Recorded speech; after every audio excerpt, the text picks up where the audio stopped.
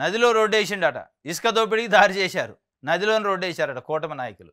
కొంతమంది కూటమి నాయకులు గోదావరిలో అనధికారికంగా ఇసుక తవ్వకాలకు నిర్మించిన రహదారి ఇది. డాక్టర్ బిఆర్ అంబేద్కర్ కోనసీమ జిల్లా పి గన్నవరం కాటన్ అక్వడక్ట్ దిగువన డిఎస్ పాలెం సమీపంలో వైనతేయ గోదావరి మధ్యలో ఉన్న ఇసుక తువ్వ ఇసుకను తరలించేది నదిలో ఏకంగా రోడ్డే నిర్మించారు. శుక్రవారం నుంచి తవ్వకాలకు తెరలేపారు. కొంతమంది స్థానిక కూటమి నాయకులు నేరుగా గోదావరిలో ట్రాక్టర్లు టిప్పర్లను పంపి భారీ ఎత్తున ఇసుక తవ్వకాలకు బరితెగిస్తున్నారు.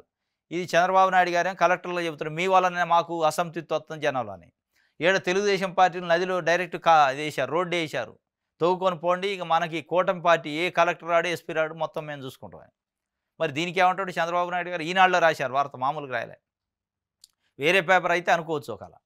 ఈనాడులో పేపర్ రాసి రోడ్డు ఫోటో వేశారు. నదిలో డైరెక్ట్ రోడ్డు వేసి జేసీబీ పెట్టి లారీలు పెట్టి టిప్పర్లు పెట్టి ఇప్పుడు ఇసుక తౌడు ఇసుకట దొబ్బు ఇసుక మొత్తం దోపిడీ చేసే కార్యక్రమం నాంది పలికారు. చంద్రబాబు నాయుడు గారి వైపు నేను దోపిడీని సహించను, అక్రమాలను సహించను, స్మగ్లింగ్ని సహించను, మాఫియాను సహించను. ఇది ఏంటో మరి? నదిలో రోడ్డు అయితే దీన్ని మాఫియా అనపోతే ఏమంటారు? ఎవడు మెచ్చర్య తీసుకుంటాడు? ఇప్పుడు ఏముండదు, ఇట్టిదే ఇది అంత ప్రచారం అనమాట. ఎవడు మింగేదో వాడు మింగితేనే ఉండు.